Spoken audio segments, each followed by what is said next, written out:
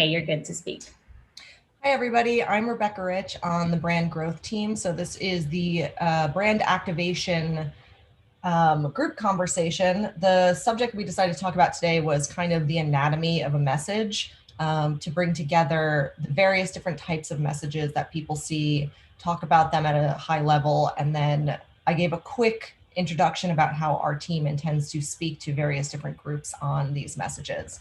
So hopefully you've all had a chance to look at the deck and the YouTube link, and I am going to start with questions that we have here. So the first one is from Cindy about security is becoming very important to software chain supplies. Do you see security team personas fitting in the full software delivery team on slide 15?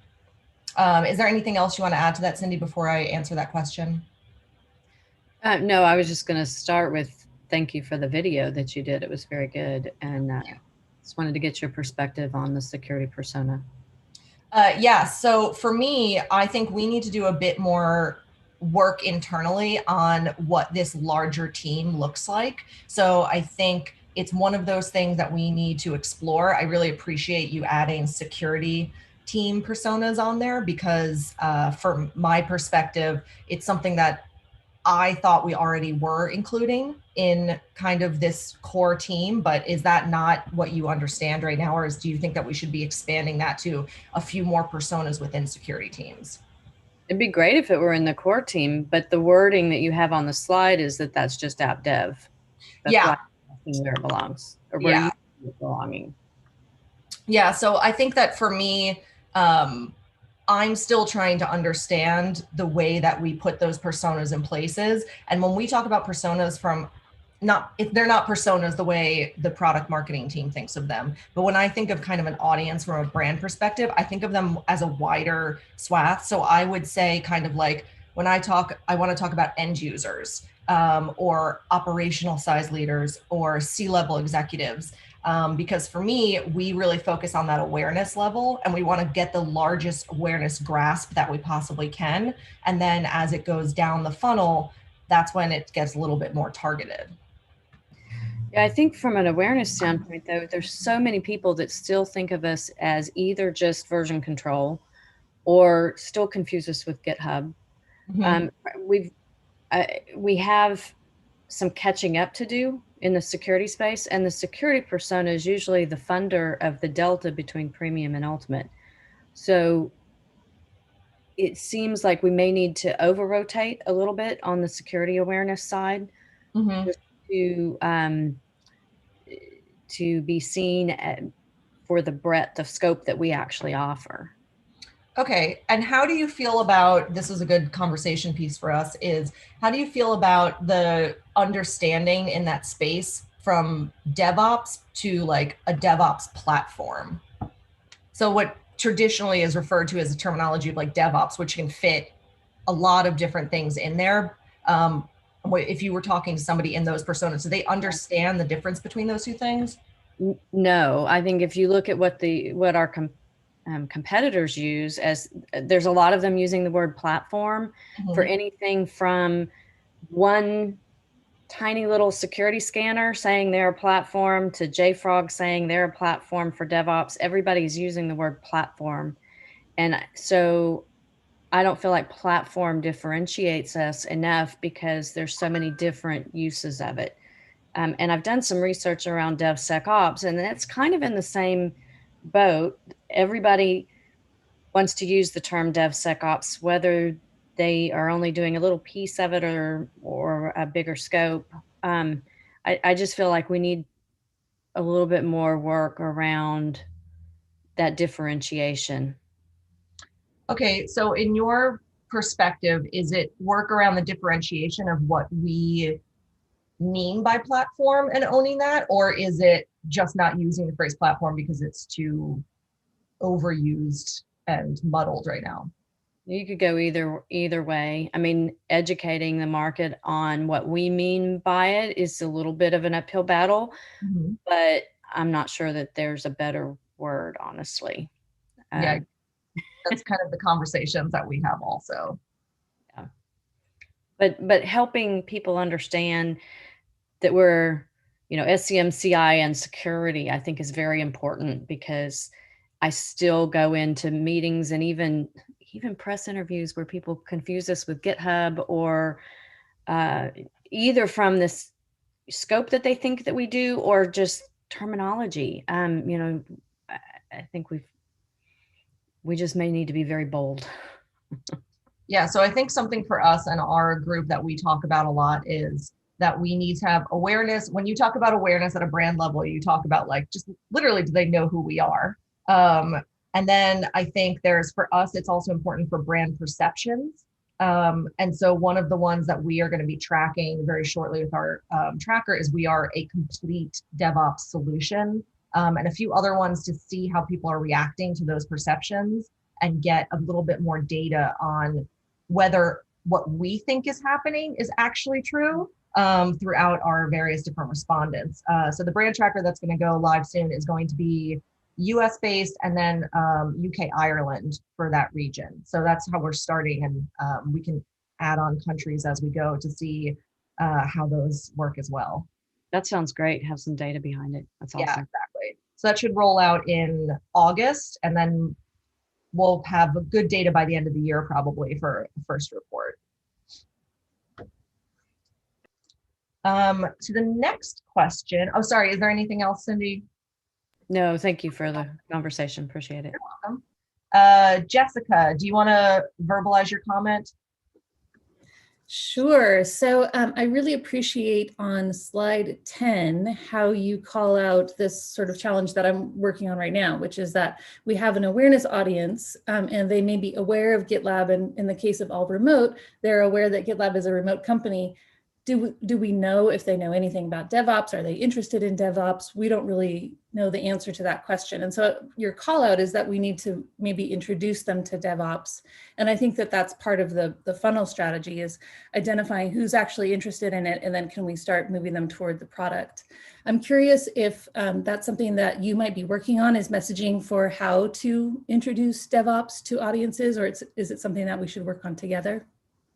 So I think that that's definitely something we should work on together in groups, because it will be different per kind of strategy. So for you all, we know that if your first awareness is with All Remote, you may not even know anything about DevOps or why you need it.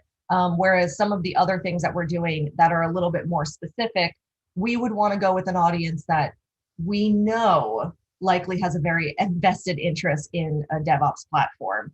So I think we're going to have to kind of make things a little more specific per strategy, per campaign, who we're working with. From my perspective, I think back connecting to Cindy's point before, is that when we have messaging and we do campaigns or funnel work with your team, we have a really good opportunity of owning that DevOps platform message as a whole and educating people correctly on that. So we don't have to do this kind of back reversal of saying, I know you traditionally understand DevOps as this is what we're saying true DevOps and a platform is. So I think that we actually may get to skip a step when it comes to stuff like that. It seems more complicated, but in reality, what we present to everybody is going to be super important. Yeah, or maybe it's the same type of content. Like if we're putting in the work to define what a DevOps platform is, then we can introduce that audience to that same content possibly. I think it's an interesting opportunity, and I would love for us to nail it and get drilled down just a little bit further on what that looks like. Yeah, and I think that your audience also will give us a really good insight into the confusion levels on that, because they are the ones that we can say like may definitely not even know what that phrase is. And then when we try to explain it, that's that good litmus test of, have we explained it properly?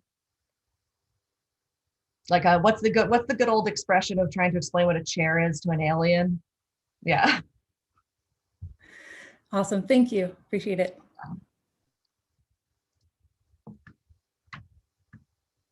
Does anybody else have any more questions on here that they want to add in?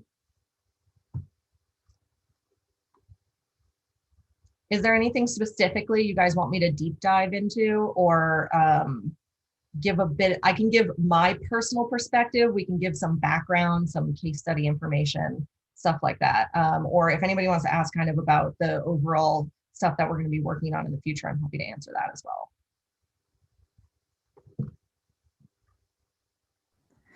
If there's time remaining, I would love if you could go through your thinking on slide 13 onward, the sort of start with the core and move outward. I'd love to hear how you're thinking about that. Sure. So I am just going to pull this one up in a separate thing so I can see it a little bit easier. So our thinking here, this is kind of our how to talk to people roadmap. And it's not to say that we are, that like, this is the only person we're going to speak to, and then we're going to go out this way. It's kind of the way we're thinking about the heart of where we need to focus attention and make sure that people understand. So when I say starting at the core, we have a bit of information that like we're reaching about 48% of people right now.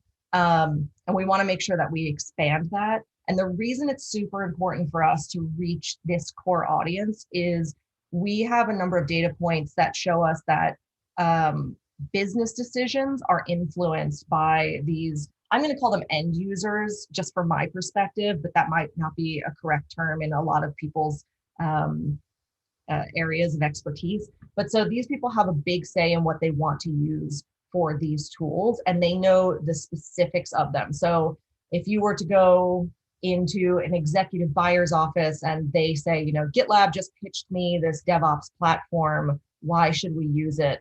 That is the person that can give a lot of really specific answers, and specific answers to the company that we as a sales team might not even know. So we need these people to love our product, know the value of it, and be able to distinguish what's happening here from competitors.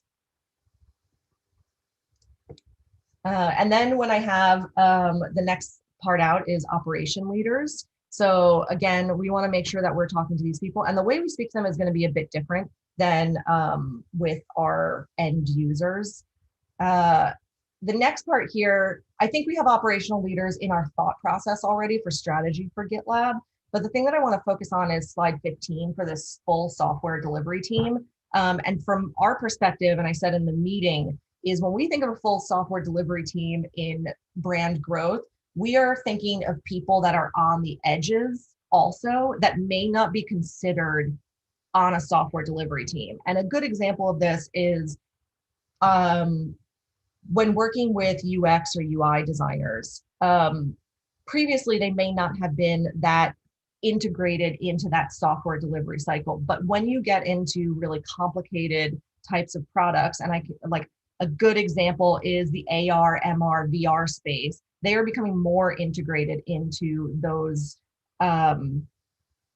software cycles because a lot of things just don't work traditionally the way they would work. So you can't just make an interaction and think that it's going to come out the other end the way you expect it. There's a lot of back and forth, and they're using a lot of different products along the way to actually get those things out the door. So we want to expand that, make sure that they understand who we are, what our value is, and we want them to contribute to us about what would be helpful for their jobs in this larger software delivery cycle, especially if we're considering a concept that like almost every company has to be a software company now, because there's an element of software somewhere within them.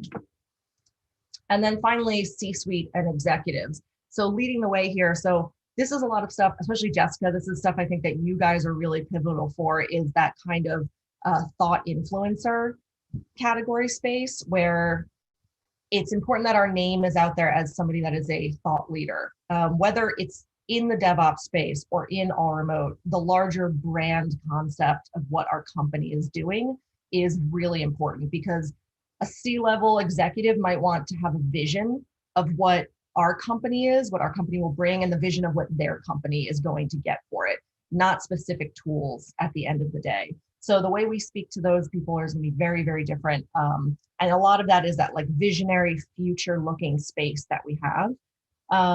In our last, I can give you a bit of data on some of the things that we did before on who we're reaching. That last year we did do an awareness research study, and it was C-level executives. It was London, Chicago, and New York. And we did find that we actually had the highest awareness. And it was in comparison to GitHub. We outranked GitHub only by like a percentage, right, in this study, but it was major cities. It wasn't a very large respondent amount that we got to look at. But I would say, I don't want to question those people, but I would say I don't know from that data if they really understood the difference between GitLab and GitHub. I would question some of that just because they would say GitLab, they may mean GitHub if you asked for, just that high level awareness. So I think that that's something that we need to do, is not only have them know who our name is, but very distinctly understand that we are separate from GitHub, different than GitHub. And the way we can kind of get that story out there to them is our overall brand narrative. So when you are a C-level executive and you think about what's the difference between GitHub and GitLab, and you think of GitLab like, oh my gosh, they are an all remote company. That's like, they've been an all remote company. They have a really great set of values. They're super transparent. All of those things are going to click into that thought leadership space a lot quicker than maybe they have, a great CI/CD. Let me go back to the question doc. Let's see if there's anything on there. I think Ryan is next. Okay, Ryan, would you like to verbalize your question? Thank you, Rebecca. This is great and really exciting. You stated based on research. Is there a way to review some of the research that you did? Sure. Is there something specific that you want, and I can share it out? Even just like what you just talked about like the GitHub, GitLab, like, and people were, we were like a point higher. Yeah, I mean, that would be helpful too. I guess people's feedback on innovate faster, innovate together. Okay. That type of thing. Okay, yeah. So for the awareness research, I will provide I'll provide a link maybe in our Slack channel, especially because I just need to dig through and get the correct ones to make sure that they are the final versions with everything in there. So I'll provide that for you all. I'll probably provide like a research folder that has a bunch of different stuff in there, so you can just go through and look at all of it. And then for the feedback for iterate faster, innovate together. So that brand tagline is very new. The first live place that we used it was the commit RFP. And so it's going to be there's the concept tied into commit, but we don't have any good data from outside audiences yet. The only thing we have is some feedback internally. So I can provide that to you all, but until we have commit and we have some more campaigns where we're putting that out there, we won't have a good amount of feedback for that brand tagline in particular. And I did put, I have another slide at some point in time, it's not in this deck, where we talked about that tagline being a way to speak to end users and then kind of C-level audiences. So when you look at iterate faster is definitely more of an end user type of speaking point, and the innovate together is kind of a larger value for this can help your teams innovate on a larger scale. So it's kind of these two audiences that we're speaking in this one brand tagline. And brand taglines are meant to be changed. You are very lucky if you jump into a brand tagline like just do it, like Nike, and you get it and it works really well. So we're gonna have to kind of experiment with what actually works for people. Yeah, that's kind of the big spiel on that, is that we won't really know for a while. Cool, thank you. You're welcome. And then back to that brand tracker data, that is the difference between what we did before. So that research data that we have was survey respondent data. They did a post research, which was before we did a campaign, like an awareness campaign, and then, pre-research and then post-research. So that's the two studies that you'll see, is the difference between those campaigns. And those campaigns were out-of-home ads. So it wasn't like a full integrated campaign. And then what we have for the brand tracker, we're going to be using Qualtrics. So we're going to have a data dashboard for live digital data, and then also respondent data is going to be coming in. And we have a much larger number of respondents.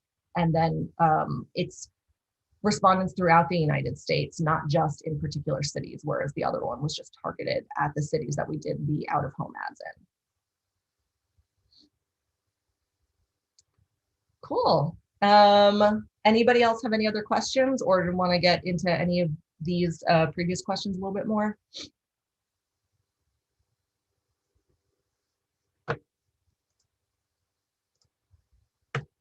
Does anybody have any suggestions for our next group conversation theme that you may all want to hear about?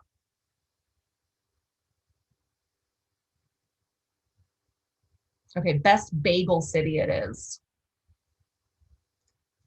I think your research findings would be great. Okay, yeah, that's a great one, Cindy. Thank you.